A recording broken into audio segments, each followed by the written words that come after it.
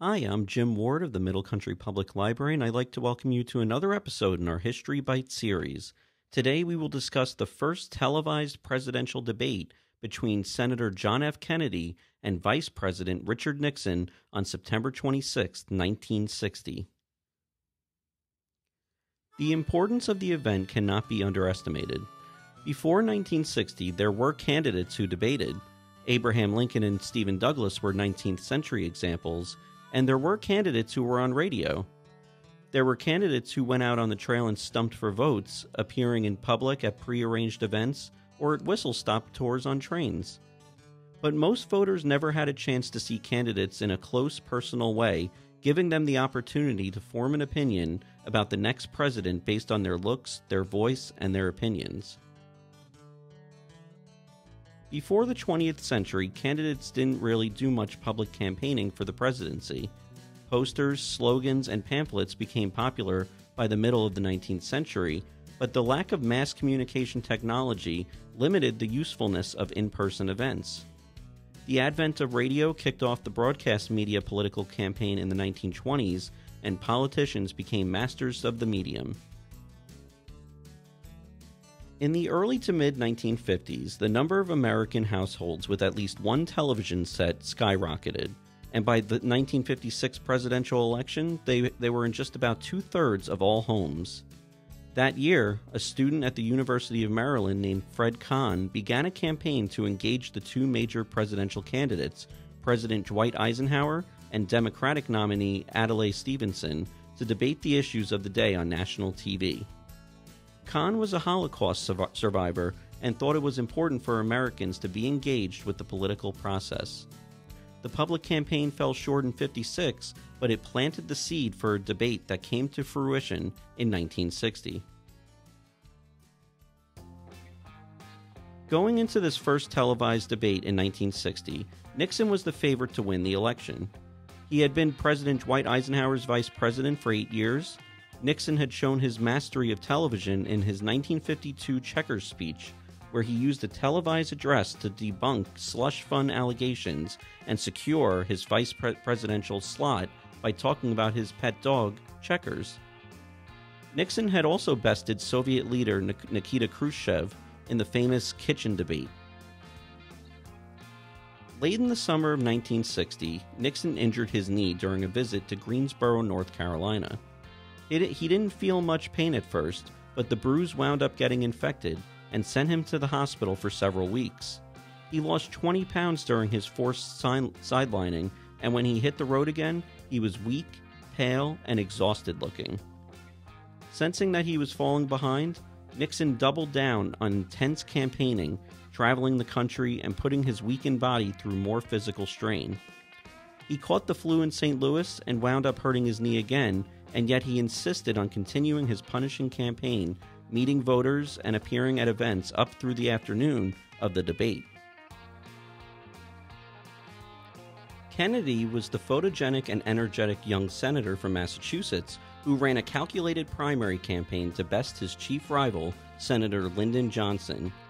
But Kennedy had debate experience in the primaries and said, quote, "Nixon may have debated Khrushchev, but I had to debate Hubert Humphrey," end quote.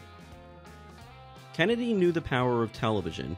He was running as much on his telegenic image and enviable, seemingly picture-perfect family. Instead of draining himself on the campaign trail, Kennedy holed up in a hotel for the entire weekend before the telecast, preparing for the questions from a panel of 4 journalists and the judgment of tens of millions of Americans at home. The two very different candidates were neck and neck in the polls at the time, but only one of them seemed to understand the potential power of the event in which they were about to participate. It took place in Chicago, and CBS assigned a 38-year-old producer named Don Hewitt to manage the event.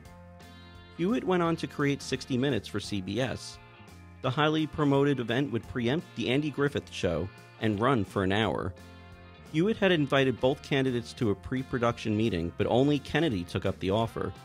When Nixon arrived for the debate, he looked ill.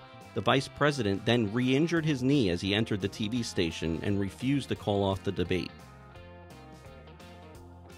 Nixon also refused to wear stage makeup when Hewitt offered it. Kennedy had turned down the makeup offer at first. He had spent weeks tanning on the campaign trail, but he had his own team do his makeup just before the cameras went live. The result was that Kennedy looked and sounded good on television, while Nixon looked pale and tired, with a 5 o'clock shadow beard sweating profusely. His suit blended in with the dried paint on the set wall, making Nixon a literal shadow of a man on TV. They were largely similar in their policy goals and civil in their discourse.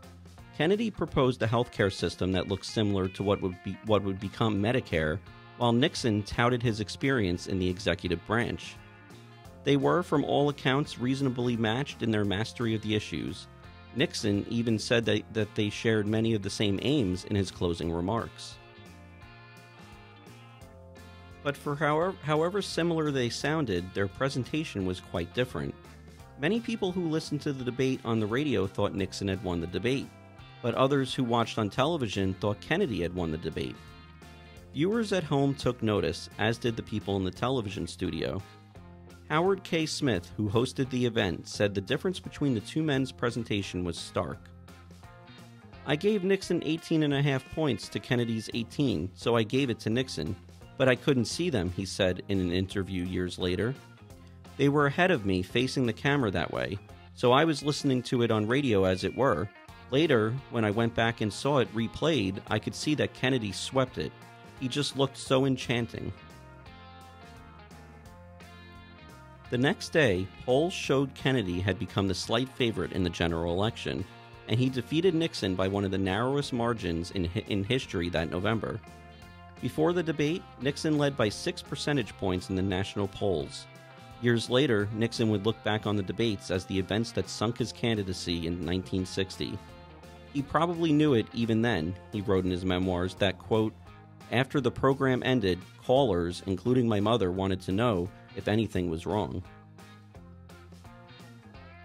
There were 3 other debates between Nixon and Kennedy that fall, and a healthier Nixon was judged to have won 2 of them, with the final debate a draw. However, the last 3 debates were watched by 20 million fewer people than the September 26th event. That first debate was watched live by 70 million Americans, and it made politics an electronic spectator sport. It also gave many potential voters their first chance to see actual presidential candidates in a live environment as potential leaders. In the following 3 campaigns, the sitting president refused to debate any challenger.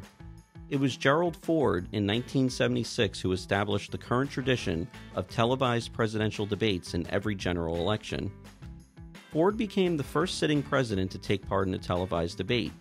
During his second debate with Jimmy Carter in San Francisco, President Ford said, quote, "There is no Soviet domination of Eastern Europe," end quote. The gaffe was seen as a key factor in Carter's win over Ford. Presidential debates became a fixture in 1980 after the GOP challenger Ronald Reagan used a strong debate performance just a week before the election to win by a comfortable margin over Carter.